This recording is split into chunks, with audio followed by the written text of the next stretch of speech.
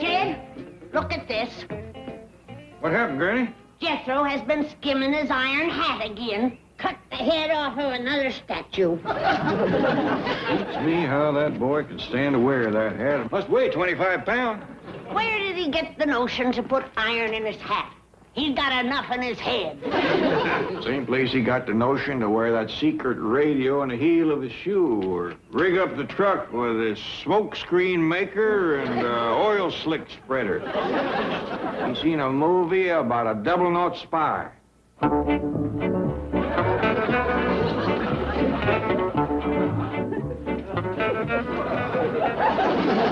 Phew.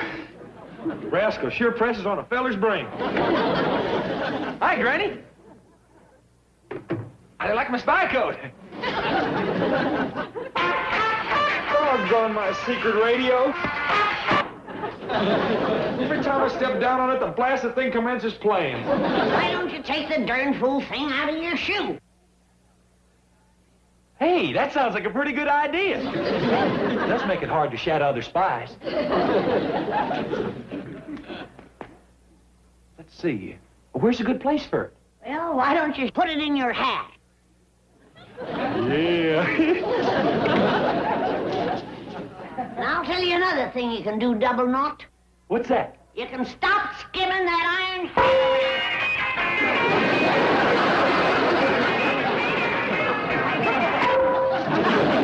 Granny, that sets a feller's head to throbbing. A little more hat skimming, and I'll set your other end to throbbing.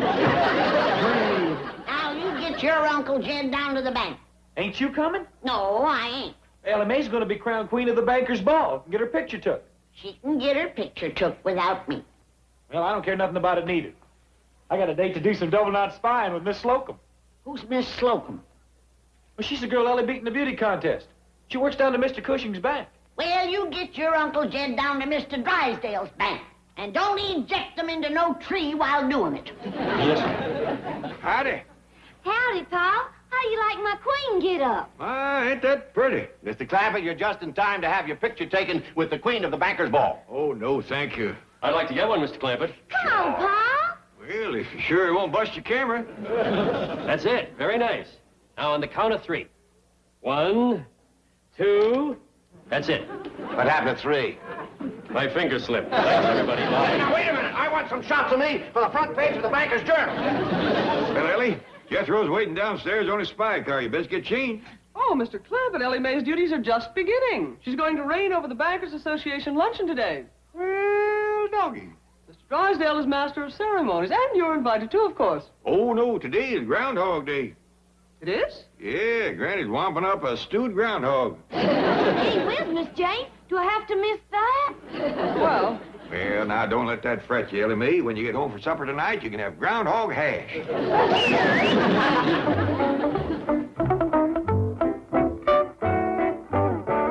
We were robbed, Miss Slocum. You should have won that beauty contest. But, Mr. Cushing, Ellie Mae Clampett is... Ellie Mae Clampett. She doesn't even work in Drysdale's bank. Her father just keeps his $45 million there.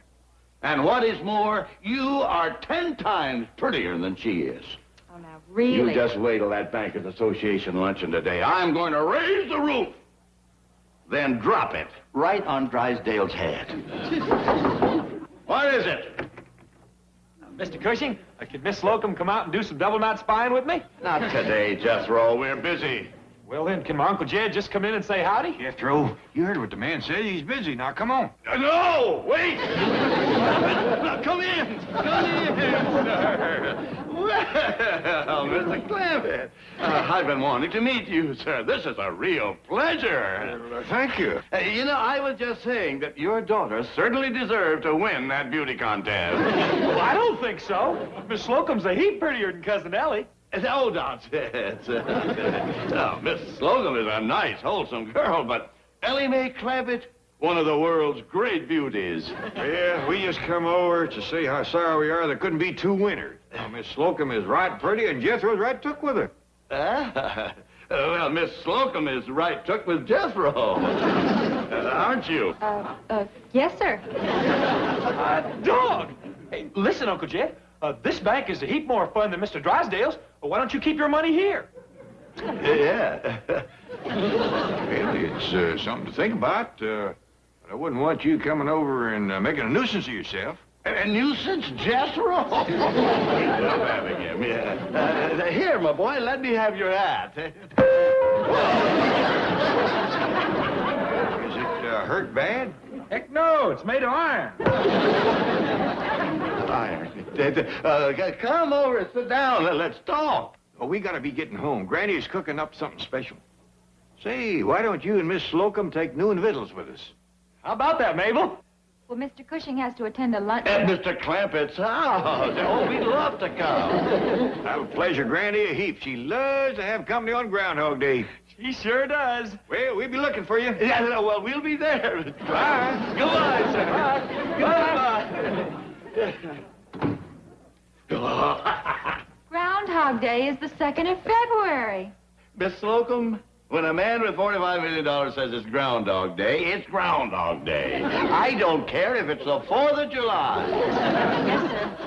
Oh, boy, and Drysdale thinks he's going to a banker's luncheon.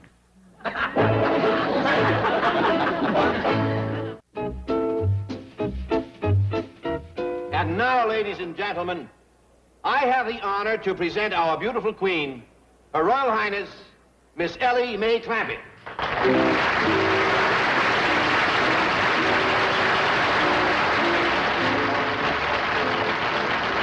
Isn't she lovely? You know, the savings and loan companies like to brag about their interest figures. Well, let's see them come up with a figure that'll draw more interest than that. I notice that my colleague, Mr. John Cushing of the Merchants Bank, is conspicuous by his absence today. Well, I guess poor old John figures the only time he can land a new account is when the rest of us bankers are busy having lunch. Oh, and Ellie Mae deserved to be queen, all right. She's a real beauty. And now that I have met you, I see where she got it. Oh, Mr. Cushing. No, it's true. Well, now, which would you rather do, wash or dry? Oh, no, your company, you ain't gonna help with the dishes. I'd like to. Oh, nothing doing. You probably get enough of that at home, helping your wife. Oh, I haven't got a wife. What was that? I have no wife. I've never married. What would you rather do, wash or dry? Granny, you ain't fixing to let Mr. Cushing wash the dishes, are you? Oh, I don't mind. It's all right, Jed. Well, ain't nothing of the kind. Mr. Cushing is company. It's all right, Jed. Oh, I'll help with the dishes. Besides, Mr. Cushing got a bank to tend to. It's all right, Jed. You wouldn't want to be responsible for Mr. Cushing neglecting his bank, would you? It's all right, Jed. I assure you, sir, I am not neglecting my bank. See, Mr. Cushing don't get a chance to wash dishes at home. He ain't married. He ain't got no wife. He's single. Well, I just remembered something that needs doing outside. Mr. Clampett, you know, it would please me very much if you and your lovely family would be my guests for dinner tonight.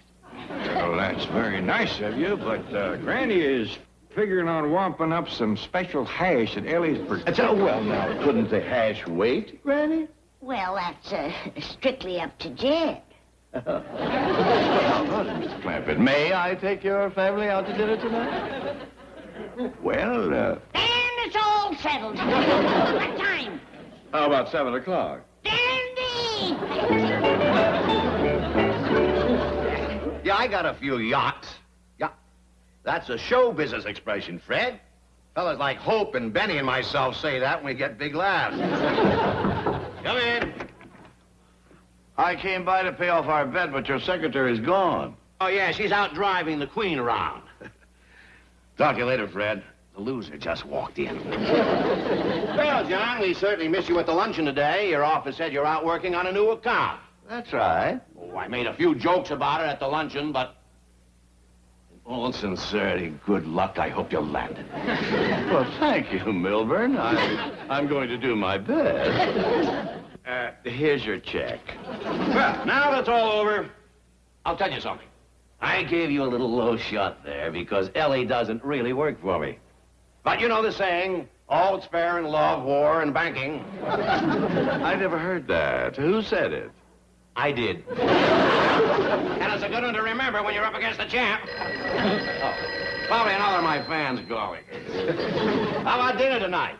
I can't. I'll be out hustling a new account. Good for you. A big one? The biggest. Nah, it couldn't be. Oh, Harry. Oh, yes, I got a few yachts. Yacht, that's a show business expression, Harry. Fellas like Red Skelton and myself say that when we get big laughs. Well, Jed, what about it? You gonna put your money in Mr. Cushing's bank? I'm studying on it, Granny. What's they to study on? Well, I can't just take my money out of Mr. Drysdale's bank without a good reason. I'll give you plenty of reasons. Has Mr. Drysdale ever took us out like Mr. Cushing done last night? Has Mr. Drysdale ever brung me a orchid? Has Mr. Drysdale ever danced with me like Mr. Cushing done? Well, no, Granny, but Mr. Drysdale's got a wife. Mr. Cushing's a single man. There's the best reason of all. Looky who's here to see you.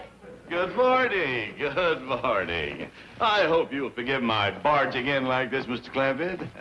Well, no, glad to see you. Sit down. No. I just happened to see these American beauties in the florist's window. And they reminded me of the roses in your cheeks. Oh, Mr. Cushing. John.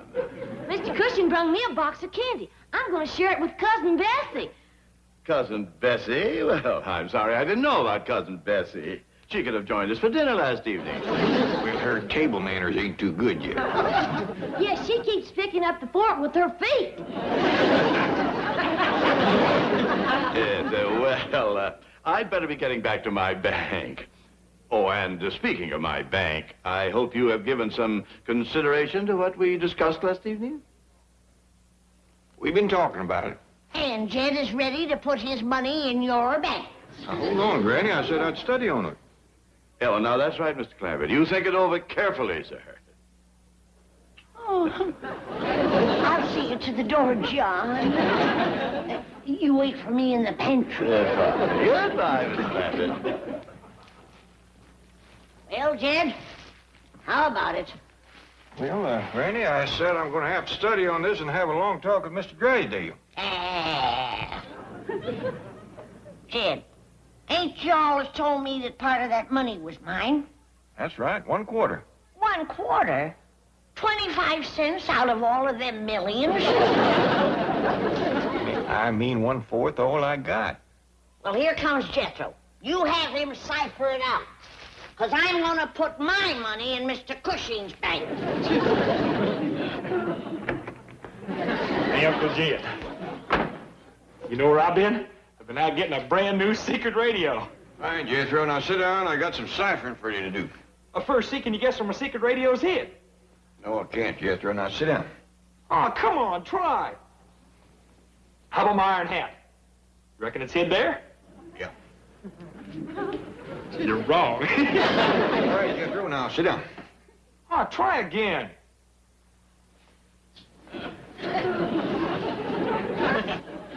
It's in your pocket. Which one? One with your hand in it. Wrong again. You give up? Yeah, Jethro. Now sit down and get the cipher. Look at here. It's what you call a secret wrist radio. Jethro got my ciphering done? Not yet, Granny. Jethro, sit down and get a pencil and paper. Ain't that the double knot end? I bet you I'm the only spy in the whole world that's got a radio like this.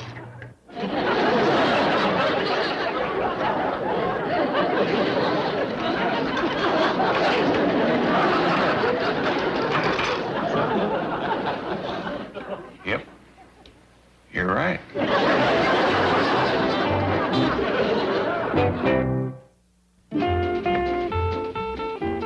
my way. Out of my way. Where are you going? I'm going to Mr. Drysdale's bank to get my money. Now stand clear. Jethro ain't gonna like you driving his spy car. What Jethro don't like, he can lump.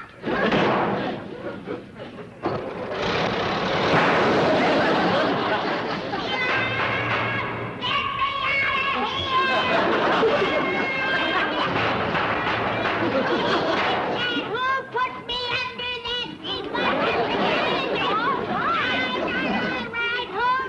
Hey! Ain't nobody allowed to drive my spy car except me. Well, get in here and get at it. I'll sit on the ejector seat. I got ciphering to do. You got driving to do.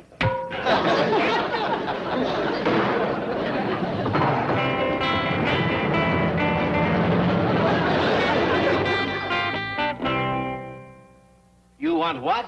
I want my share of Jed's money. Jethro said it's somewheres around $11 million. Now, what in the world would you do with $11 million? That's for me to know, and you to find out. Now let's have it. In here? In here. Granny, have you been at your rheumatism medicine again? No, I ain't. Get your finger out of my face and commence giving me my money. Oh, well, all right. There, all right. Now, if you need any more, you just let me know. How much was that? $30. Well, I'm letting you know I need more. Why don't you let Miss Hathaway drive you home, eh? Mr. Drysdale, are you going to give me my money or ain't you? Of course. Now, you run along. I'll drop by this evening, and we'll talk about it. Happy to see you, Chief. Oh, good. What are you doing here? Ellie told me what you was up to. Well, I'll tell you something that she ain't told you. Mr. Drysdale won't give me my money. He's been slippery-footing around here like a hog on ice. If you ask me, he ain't got it. Granny didn't mean that, Mrs. Drysdale. Who? I understand. I know you got the money. No apologies necessary, Mr. Clampett. Now, we won't take up no more of your time. Thank you. Just give her the money and we'll go. $11 million? Whatever 1/4 of all I got comes to, that's her share. See? He ain't got it. Granny, you got the money, ain't you, Mr. Drysdale? Of course, but... Well, then, go ahead and give it to her. Well, all right, I'll have a check drawn up. Hold it right there. I don't want no check. I want my money. Cash. Cash? Cash. We do favor cash. I haven't got $11 million. You see, I told you, he spent it. He ain't got it. If you ask me, you've been slicker, Jed. Now, Granny, how much have you got, Mr. Drysdale? Possibly $200,000 or $300,000 in the vault. That's all you got left out of my $45 million? I've got all of your money. Well, where is it? Well, it's invested. Stocks, bonds, loans, primary, secondary securities. That's slicker talk I ever heard it. Mr. Drysdale, you always told me I had $45 million in cash. Well, you have, but it's not cash. Like I said, it's invested. I've got it spread out all over the country. Well, maybe you better start getting it together. It would ease my mind considerable to see it. Great Scott, man. It would take weeks and weeks and weeks to get $45 million in cash. You don't understand. See, Mr. Cushing? Told you they was here. I used to have a double-knot spy working for you, don't it? Indeed it does. John, Mr. Drysdale won't give us our money. Really? Well, we'll see about that. You're behind this, Cushing, you pirate. Control yourself, Milburn. To quote the champ, all is fair in love, war, and banking. Now let's get busy and transfer that account, shall we? Oh, it was beautiful, Harry. Beautiful. I left Drysdale on the field of battle a broken man. Come in. Howdy. Oh, I'll talk to you later. Howdy, John. Howdy, Mr. Cushing. Well, hello. Come in. Welcome. Well, what can I do for you? Did you get our $45 million from Mr. Drysdale? Every cent of it. It's all safe and sound right in the merchant's bank. Well, that's dandy. We'd like to see it. In cash. But I haven't got it. Well, Granny? Dogged if he didn't go through it quicker than Mr. Drysdale. I think we'd be better off back with him.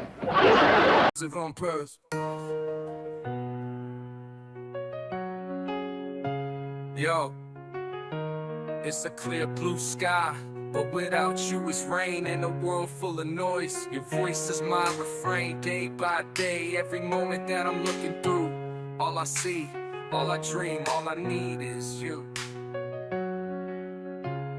I need you like the beat needs a rhyme, like a poet needs pain, to bring his words to life. Every day, every night, through the struggle and strife, you're the light in my fight, the ultimate vibe. I need you like the beat needs a rhyme, like a poet needs pain, to bring his words to life. Every day, every night, through the struggle and strife, you're the light in my fight, the ultimate. You mean you ain't joined yet? I can't find no Beverly Hills headquarters. I looked under S for spy, D for double knot, J for James, B for Bond. I might have to go clean to London to join up with them rascals. How much does it come to, Jethro? The boy ain't done your ciphering yet, Granny. Like I said, Granny, right around 11 million. I don't want to know right around. I want to know to the penny, my share of Jed's money. Then I can take it out of that fancy city bank and put it where it's safe. In my mattress. Okay. Ain't you kind of hot in that spy coat? Yeah, I am. I reckon it's all right to take it off in front of you and Granny. I'm pretty sure you two ain't a couple of secret agents. I ain't. How about you, Granny? Yeah, take off your spy coat and come in ciphering. What in blue blazes is all this? Well, this is what you call tools of the spy trade. Us double knots got to be ready for anything.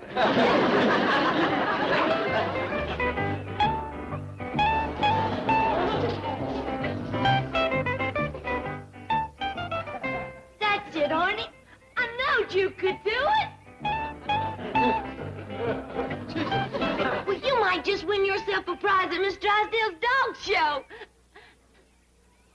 See how easy it is, fellas?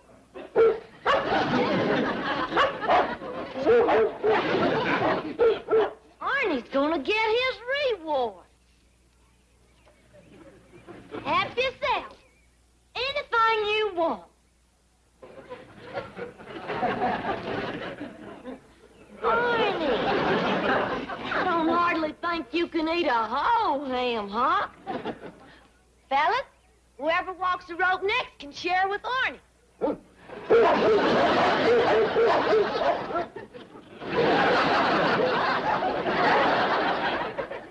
Sorry, Rusty, but I don't think cats is allowed in a dog show. What's going on, Ellie? I'm learning my dog some tricks, and Rusty's kind of jealous. Learn him some, too. It's for a dog show, Paul. Miss Drysdale's giving it. Here's her picture in the paper. What's this? That's a prize for the best dog in the show. You sure could get the prize for the most dogs in the show. They can all do tricks, too. Except old Duke over yonder. He won't do nothing. Will you, Duke? Old Duke's done it all, Ellie. At his age, he just wants to remember it. Anybody see my iron hat? Hey, who tied them ropes to my spy car? Well, I did. And yonder's your iron hat. Them dogs drinking out of my spy hat? Hey, you're gonna arrest it. Well, gee whiz, Jethro. Eating all them ham hocks made him thirsty. Where'd you get the ham hock? Well, that big basket on the truck. It was full of. That's my survival kit.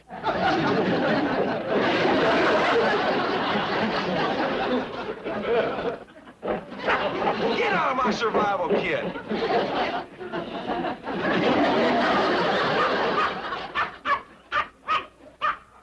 Oh, come on, get out of there.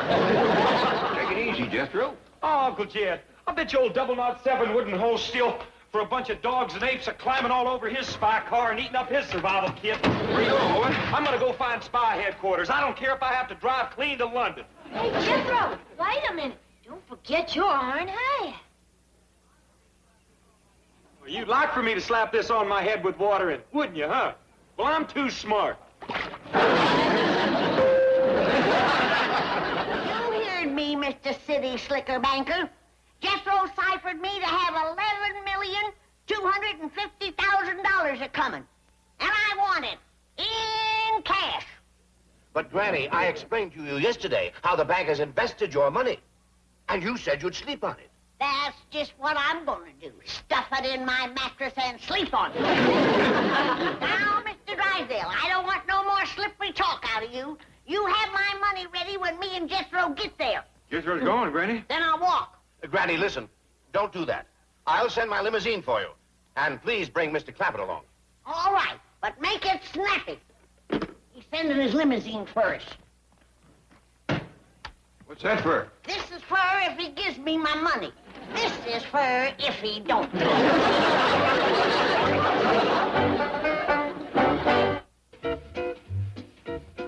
Did you send my limousine for the Clampetts? As per your orders, Chief. How am I going to explain the complexities of modern-day investment banking to a couple of hillbillies? I barely understand it myself. Fear not. I have marshaled an array of experts to aid us in that formidable task. Oh, good. Bring them in. Their words are to be found in these volumes on economics and finance. Here's an old friend from college days. An analysis of the ethics and principles of diversified investment banking procedure by R.E. Roughton. And here is a brilliant treatise by the well-known Swiss banking authority. Are you out of your Phi Beta Kappa skull? The Clampetts don't understand the simplest facts about money. Granny thinks she can put $11 million in a shopping bag. She wants to take it home and stuff it in her mattress. $11 million in cash? In small bills, yet. Well, $11 million would fill this room. Even $1 million would... Chief, there's a thought. Let's show Granny what $1 million in cash actually looks like. Just the sheer bulk of it will discourage her. It's worth a try. The Federal Reserve will let us have $1 million on credit. Now, you get over there and make all the arrangements and have them sent it in small bills. Right away. And cheer up, Chief. I might as well. Things can't get any worse. Milburn, I want to talk to you.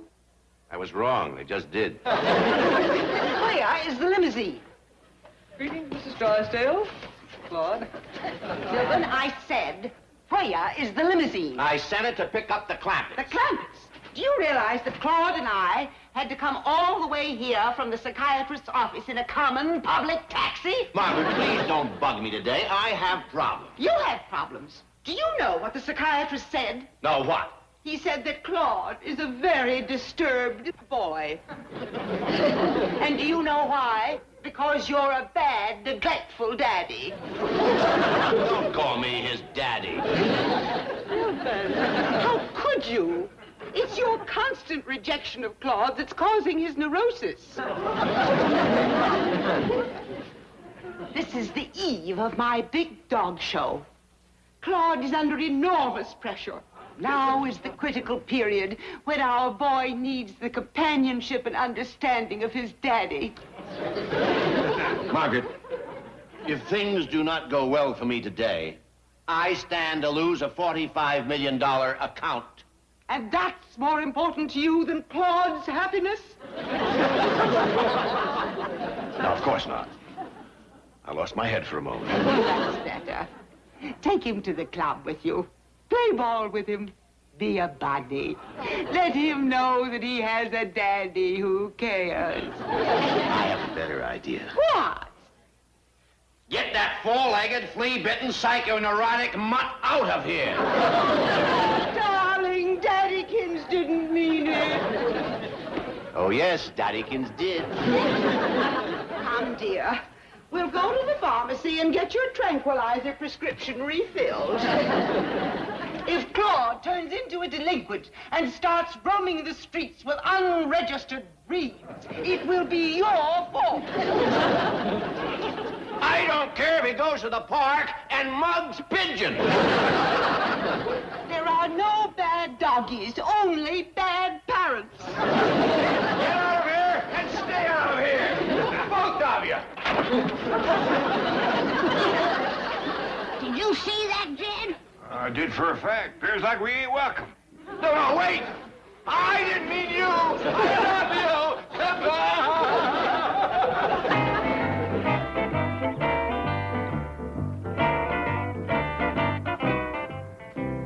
Well, there it is, Chief. $1 million in cash. Where would you like the men to put it? Leave it on the truck. I'm taking it up to the Clampetts. Oh, well, isn't that risky? Not as risky as stalling Granny any longer. All right, open up. I'll ride back and top the money. Mr. Drysdale, you'll be uncomfortable. Sitting on $1 million? Easy, Chief. He lost his head.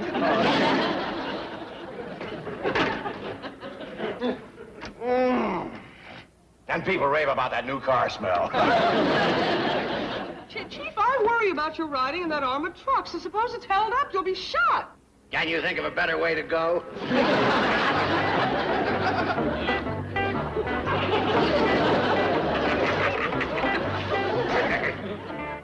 That's it, Arnie. Show him how it's done.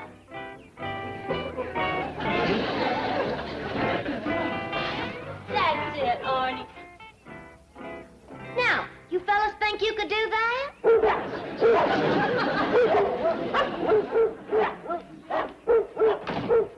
Ellie, is your paw around? I ain't seen him, Granny. Good. Get out of here, pussycat. I need this. Where you going? I'm going to Mr. Drysdale's bank to get my money. And if he causes me any trouble, I'm gonna salt him down. Gonna walk all the way to the bank? No, I'm going at a fast trot.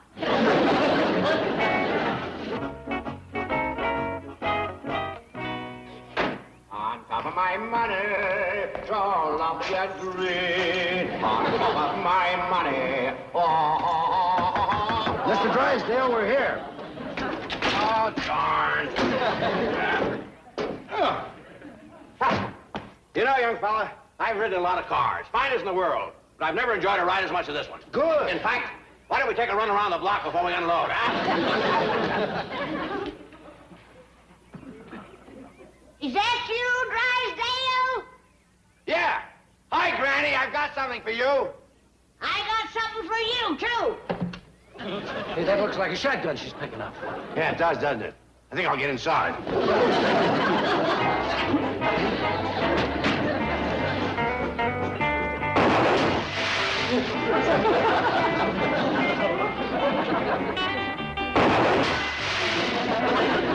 Come on, Drysdale, you coward, and fight! Come on up! Granny, wait. Step back from the door. Look what I've got.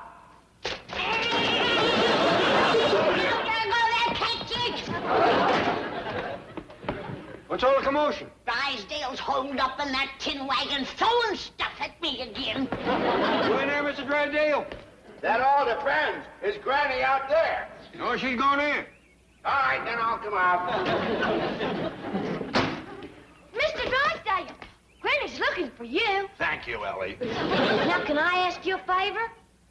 Can my dogs be in Mr. Drysdale's dog show? You can't know it's big, Mr. Drysdale. Well, all right. Of course they can. Hey, fellas, come thank Mr. Drysdale.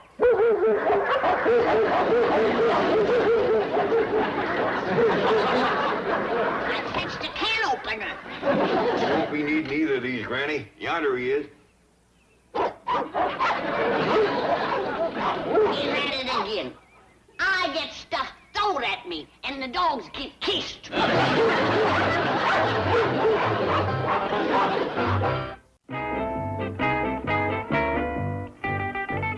Chief, what happened with Granny? How did my $1 million idea work? You're fired. Something went wrong? Everything went wrong. I was shot at, mobbed by wild dogs. $1 million. Did you show it to Granny? Yes, we showed it to her. We took it out of the truck and stacked it up very neatly. It made a pile this high, from here to the wall. Surely that convinced her. She can't stuff it in the mattress. Well, what did she say? She said thank you. Now cut mud out of here and fetch back the other 10 million. What are you going to do now? I'm going to sit here and bawl like a baby.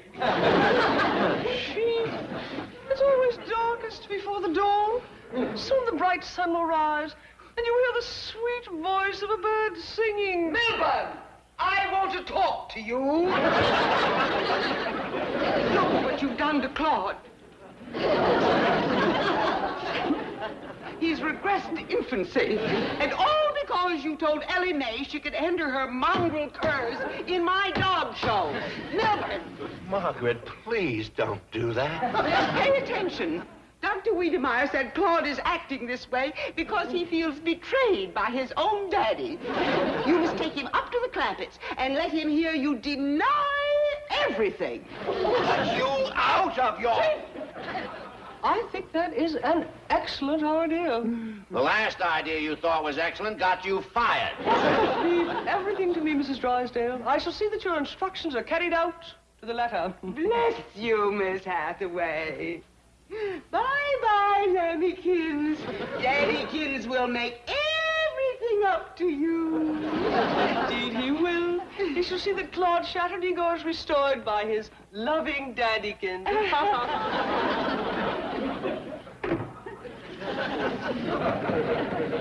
You're not only fired, I'm going to have you committed as dangerous. You and this paranoid poodle can share the same padded cell.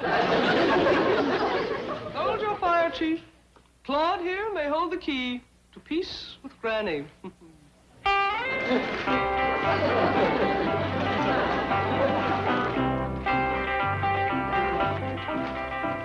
You still trying to get that $1 million into your mattress? Yep, and I'm doing it, too. Ain't that gonna sleep kind of lumpy, especially after these feathers you've been used to? It'll pack down. Here, give me a hand. Where are you gonna put the other $10 million? I ain't packed my pillowcases yet. What are you gonna do with all these feathers? Drysdale can keep them in his bank. How you gonna get it up in your room? Jethro can tote it. How you gonna get it through the door? Look, you worry about your money. I'll worry about mine. What are you fixing to do now? I'm fixing to get the lumps out of my mattress. Come in. Oh, Mr. Clampett. Mr. Drysdale, congratulations. What? You rascal, you didn't say a word. Wait a minute.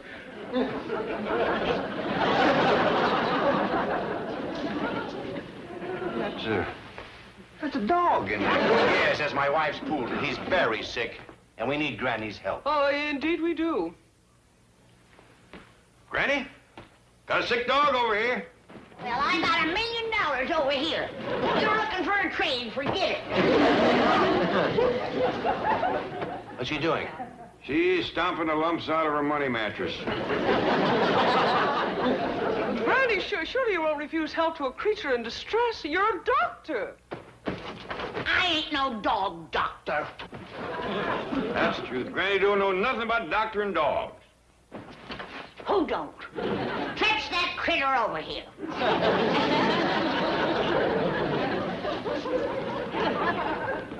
Do you think you can get him well in time for the dog show? Of course I can, but you'll have to hold off bringing over the rest of my money. I can't doctor dogs and stuffed mattresses at the same time. Anything you say, Granny. See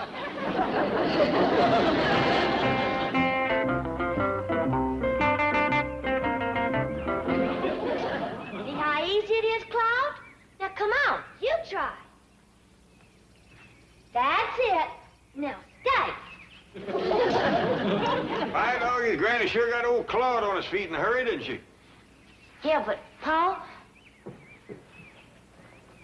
he hadn't ought to be in the dog show. Why not?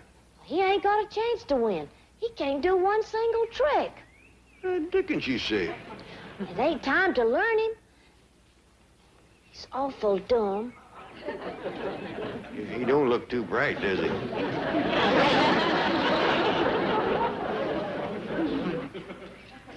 Arnie's got him beat 40 ways to Sunday. He's bound to win. It sure is going to break Miss Drysdale's heart. I know she's counting big on winning. I wish little Arnie was a poodle. What you mean? Well, I'd tell the folks over to the dog show that he belonged to Miss Drysdale. Kidding me, that sure is thoughtful of you. I say, with Granny's help, maybe little Arnie could turn out to be a poodle.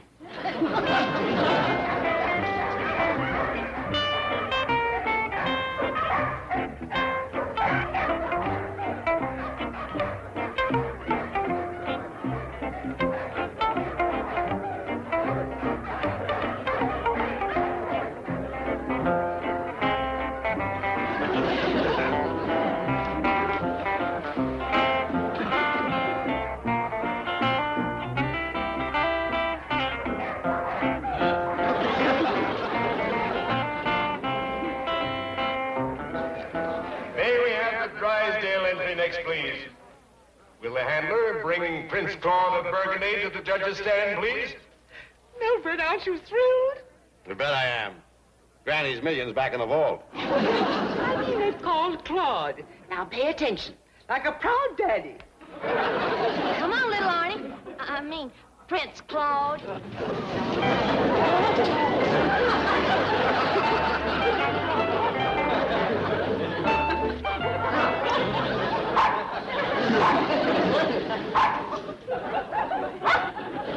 Let's have a closer look at that poodle, miss. Yes, sir.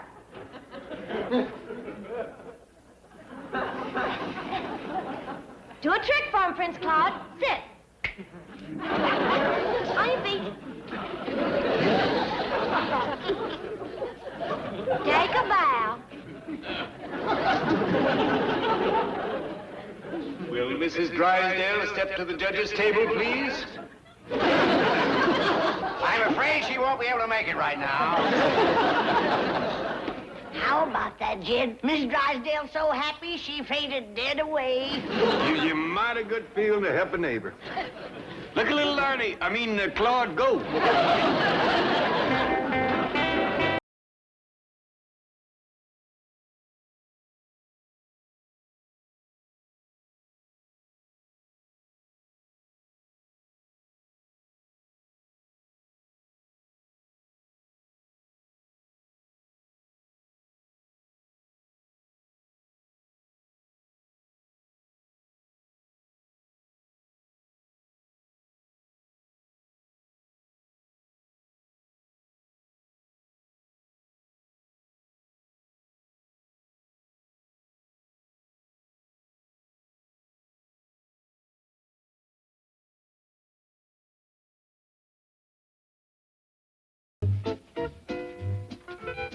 Morning, Miss Hathaway. I don't want to be disturbed. But Chief,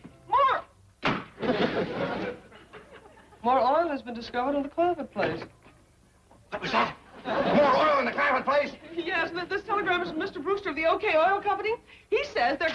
New pool. Estimated flow, 7,000 barrels a day. Let's see, 7,000 barrels at a barrel, 27.5% depletion allowance. And that's only part of the exciting news. Mr. Brewster is flying out from Tulsa to get Mr. Clampett's signature on the lease renewals. Meantime, his fiancée is flying out from New York. They're going to meet here and get married. Isn't that romantic? I'll say it is. It means at least another 10 million. No, I mean getting married. Oh, you're getting married? Congratulations. Chief, it is Mr. Brewster who is getting married. His plane arrives at the airport in about half an hour. Would you like me to meet him? No, I'll meet him. I want to make sure those leases get signed. Let's see. 10 million, loaned out at 8%.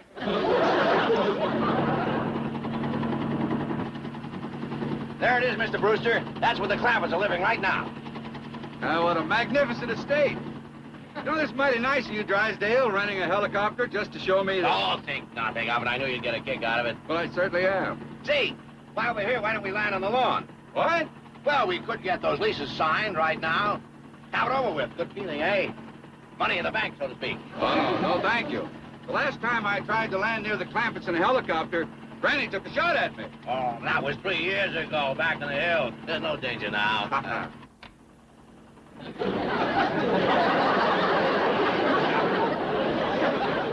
Granny, take it easy. The last time you cut loose at one of them, it was that Brewster feller coming to buy Uncle Jed's oil. Yeah, if you'd have hit him, you wouldn't be living out here in this fancy mansion. That's right. You'd still be back in that poor little old cabin, shooing pigs and chickens out the door. Yeah. Of all the times to miss.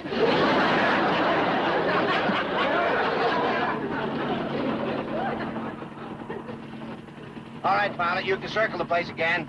Look, I've got to get back to the airport and meet my fiancée. Oh, she'll wait for you. Look, the sooner we get these leases signed, the sooner that money's gonna start rolling in. Mr. Drysdale, this is my wedding day. Her flight is due in 15 minutes. Oh, we got time. Maybe her plane will be late. Maybe something happened to it. You know, like headwinds or fog or something like that. All right, head back to the airport.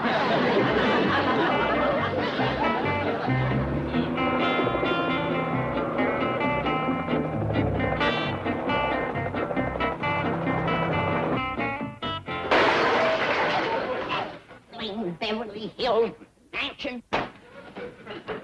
Nothing but a big pile of rock. Might as well live in a prison. I'm busting out. Going back to the cabin.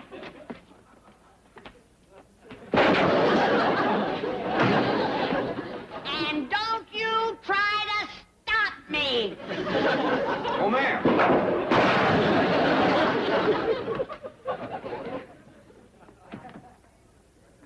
Youngins, what set Granny off this time? One of them whirlybirds come over and made her mad. You got to think about the time one flew over the place back home. Now she's homesick for the cabin again. Well, we can fix that. You mean we's going home? Well, you don't have to. We still got that cabin Mr. Drysdale put up for Granny's birthday. Hey, that's right. It's all took apart, but it wouldn't take no time to throw it together again. Well, Bessie and me'll help. Come on, youngins, let's get that one up before she tears this one down.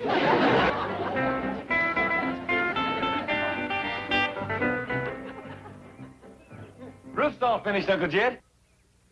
Fine, yes, sir. And now just nail this porch railing in place and we'll be just about done. By dingies, it went up faster than a barn racing. Did for a fact, Granny. Anything missing? Let's see.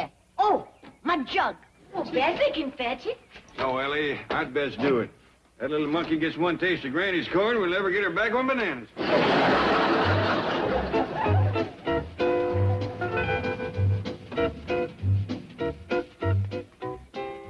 No need for you lovebirds to disturb yourselves. Just give me the leases, and I'll get them signed without wasting our time. I know you're in a hurry to get married. Melbourne, there's plenty of time. The ceremony's set for 3 o'clock. Well, who needs a ceremony? It's just a simple lease signing. The wedding ceremony.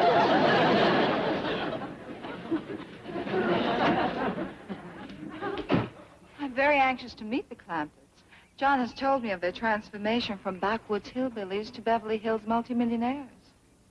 I'm only sorry you couldn't have seen them the way they looked 3 years ago back in those hills. I'll never forget Mr. Clampett when he opened the door of that cabin. He looked like he hadn't shaved for 3 days. He had on an old beat-up hat, faded blue jeans, a torn coat. He was carrying a jug of Mountain Dew. Hey, howdy, folks.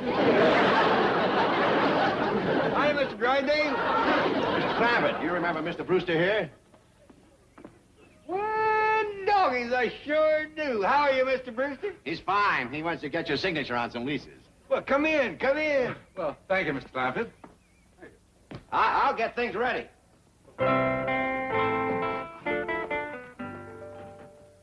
Mr. Clampett, may I present my fiancée, Miss Edith Williams? Yeah, howdy, ma'am. How do you do, Mr. Clamp? Yes, we're getting married this afternoon. Well, congratulations. Thank you. Edith is giving up a very successful career to become my wife. She's a famous New York decorator. Well, I ain't never seen New York, but if you decorate it, I'll bet you it's mighty pretty. Well, she decorates homes. Yes, and yours is certainly magnificent. May we see more of it? Oh, you bet you can. The rest of the family's out back. You'll see most of it on the way. Good. Now, Mr. Clampett, if you'll just put your signature where I've made these little marks. The sooner these leases are signed, the sooner my money, your money, will start rolling. Mr. Clampett?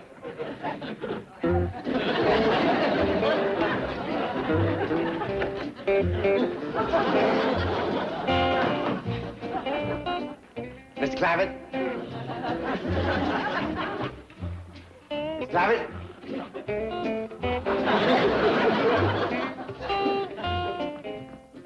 Oh, what a lovely kitchen. Come take a look out back.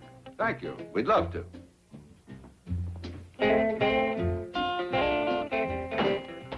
Mr. Clampett! Mr. Clampett! Mr.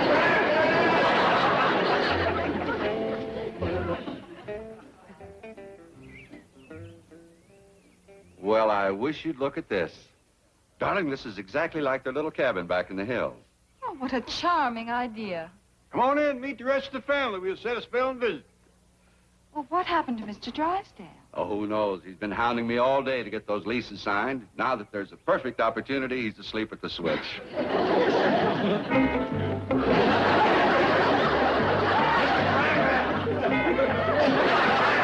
Mr. Clampett!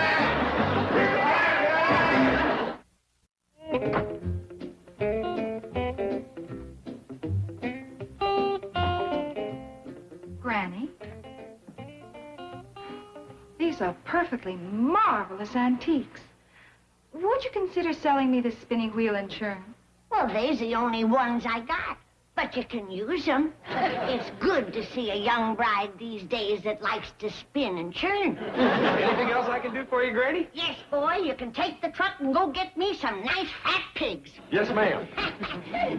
I miss having pigs around the place. Don't you? I don't really... I never... That isn't... Well, you like pigs, don't you? Well, yes.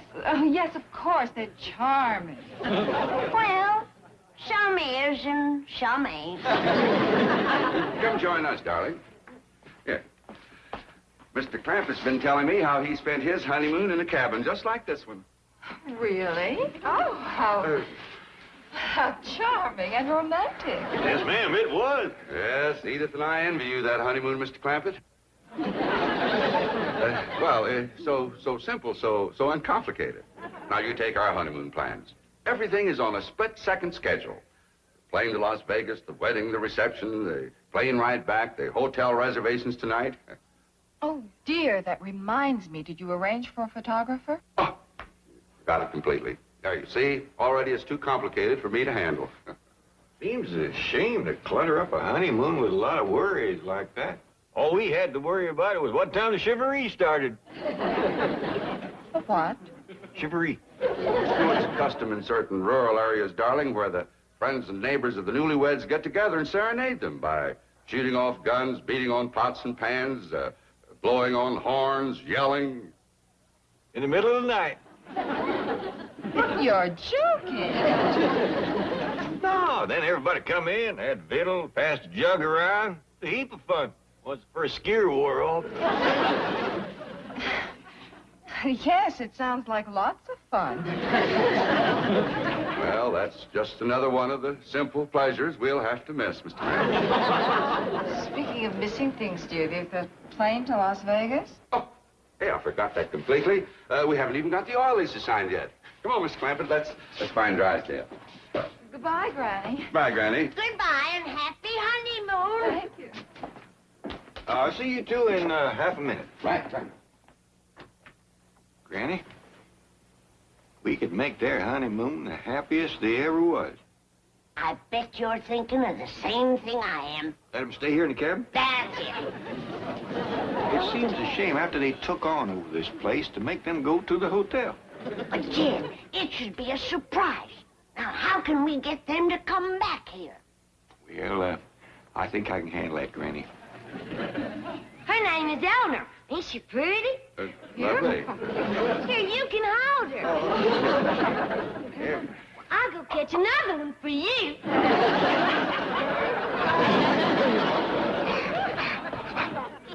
I didn't know this cabin was up again. Oh, I bet I went through that house 40 times looking for you. Well, you like chickens, do you, Mr. Brewster? Hmm? Oh, yes, indeed. Mr. Clampett, we just have time to get your signature on these oil leases before we rush this happy couple to the airport. Well, I'm going to have to study on these, Mr. Drysdale. Oh, we might miss our plane. Don't forget that split-second schedule I told you about. Well, you go right ahead, fly up there, get the knot tied. We take care of these when you get back. Come on, get these folks on that airplane. Leave everything else to us. Milburn, I think we'd better do as Mr. Clampett wishes. Come along, dear. Bye. Bye-bye. Bye, Granny. Bye-bye. Bye.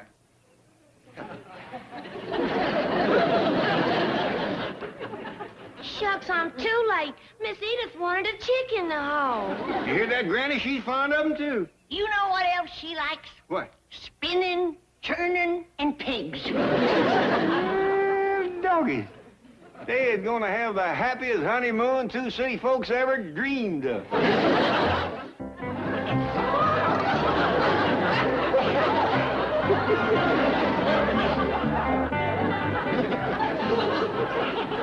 does it look, Paul?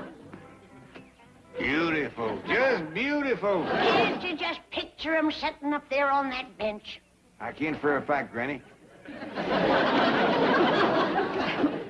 He's going to be the proudest, happiest pair of newlyweds that ever said I do. Let's go, Uncle Jed. What you got there? Well, you said to fetch along a bag of rice. Put it down. But you said to... Put it down. Well, gee whiz, I done just what you told me. If there ain't enough, say so. I'll go fetch another bag. Get on the truck. We're going to be late. We'll have the cabin all ready when you get back. Fine and dandy. Better roll, boy.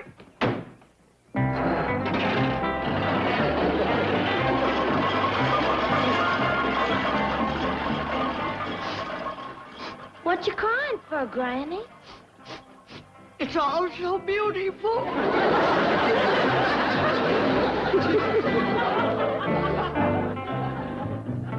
Hey, the house is out. Get back to the cabin. You want to spoil the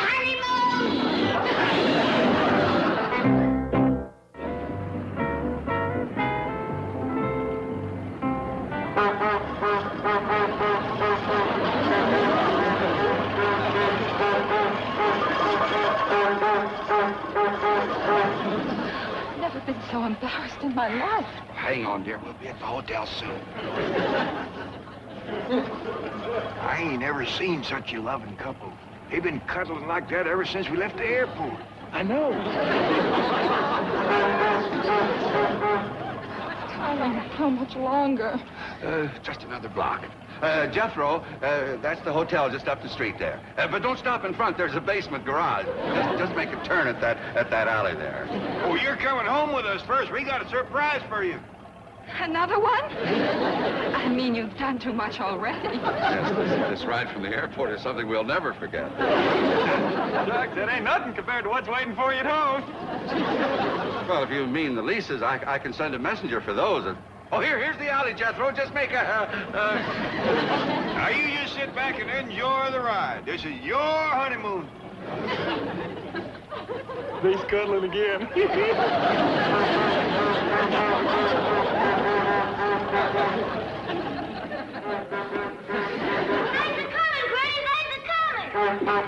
Here's your rice.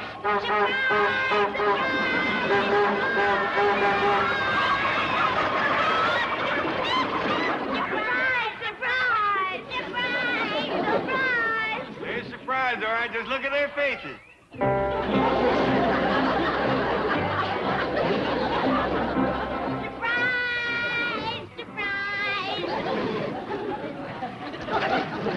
John, surely they don't expect us to stay here. No, honey. This is just a little reception. Well, folks, this is a wonderful surprise. You made Mrs. Brewster and me very happy. Yes, it's so kind of you. Up here. Oh, my honey, you look just beautiful. Sure did. Thank you. Yes, isn't she the loveliest, the most beautiful thing you ever... John, Huh? John, that's our luggage. Oh, no, Mr. Clampett. Don't carry those inside. Now, Mr. Brewster, you forget these. You got something else to carry inside. Wait here, dear. I'll straighten this out. Clampett.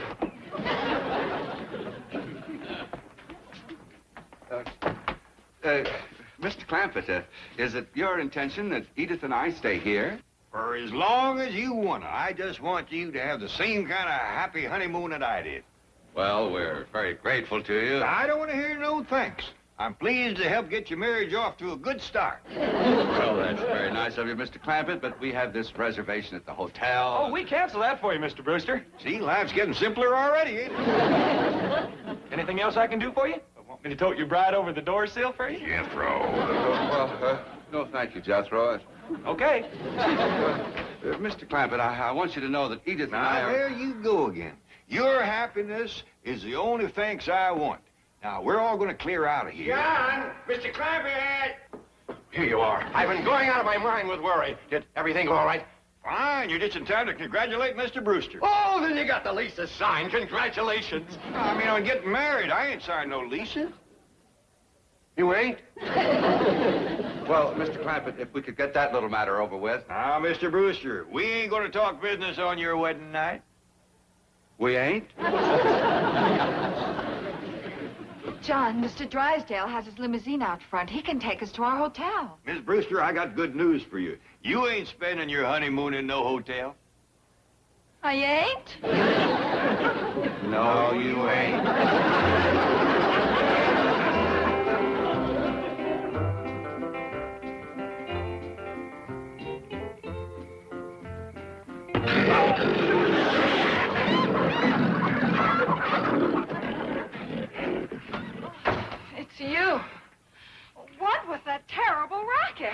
afraid I stepped on one of our wedding presents. Now, John, listen to me. You're my husband, and I love you. And I know how important those oil leases are to you. But I am not spending my wedding night in this animal shelter. Patty, please listen. I've solved everything. Oh, you have? Yes, I've been out scouting around. The Drysdale home is through their hedge just beyond the swimming pool. We'll slip over there, call a taxi, and go down to the hotel. Oh, John, you're wonderful. Of course, I'll have to do a little explaining in the morning, but I'll worry about that tomorrow. Oh, I'll go change. Just throw on a coat and grab one bag. Yes, dear. Hurry now.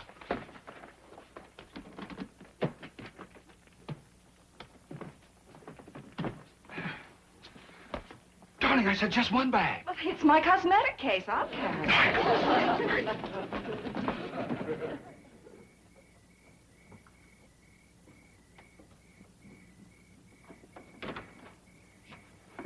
Don't step on any livestock. Darling, it's so dark. Shouldn't we take a lantern or something? No, the Clampetts might see us if we did that. You just hang on to me, dear. Now, come on, let's go.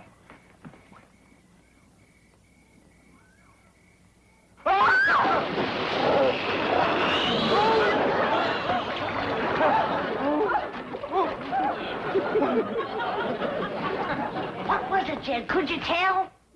Granny, you ain't gonna believe this, but the Brewsters just went swimming. Swimming? Let's try again. Not without a lantern. Okay, surely the Clampetts are asleep by now.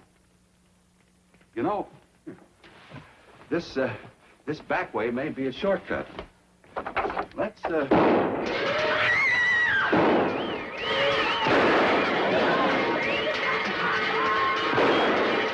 Wait there, it's on this, Chevrolet!